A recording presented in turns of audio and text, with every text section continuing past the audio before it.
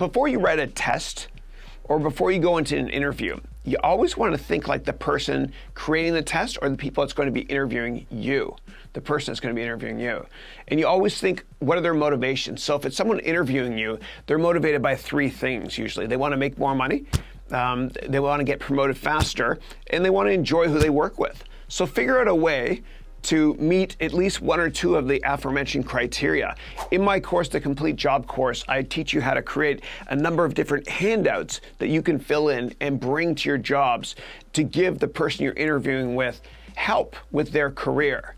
And for more details on that, just take the Complete Job Course. But I mentioned also when you're test taking, because before you write a test, you want to think like the teacher. You always want to think like the teacher. And in business and education, always think from the other person's perspective. And I had a great friend growing up who's very successful. He lives in Turkey now. His name is Ali Abhari.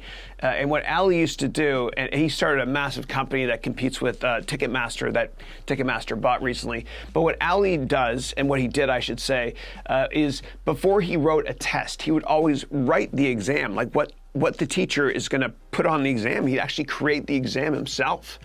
And by creating that 5-page exam or test or whatever it is, thinking like the teacher, he actually did extraordinarily well because he put himself in the mind of the person giving them the test. And by the same token, when it comes to interviewing, you always want to think exactly like the person interviewing you is going to think. And so the last thing I'll say here is, and this is what I did, and I tend to over-prepare for everything. I overdo it, I know. What I recommend doing is writing down 100 questions you think this interviewer, Joao, is going to ask you next.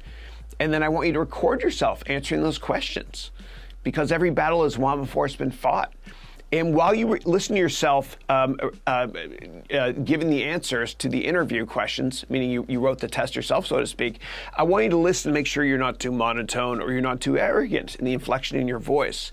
And make sure that I have a problem every now and then, and I'm very self-deprecating, that I speak too quickly. And people have complained about it in my courses. So when you watch yourself answering questions, if you record it with your iPhone or your Android handset, I want you to watch for that. Are you speaking slowly enough? Are you monotone? Are you too much inflection in your voice, etc.? And as always, if you have additional questions about this or anything else, please let me know. Great question, Joao. Thank you.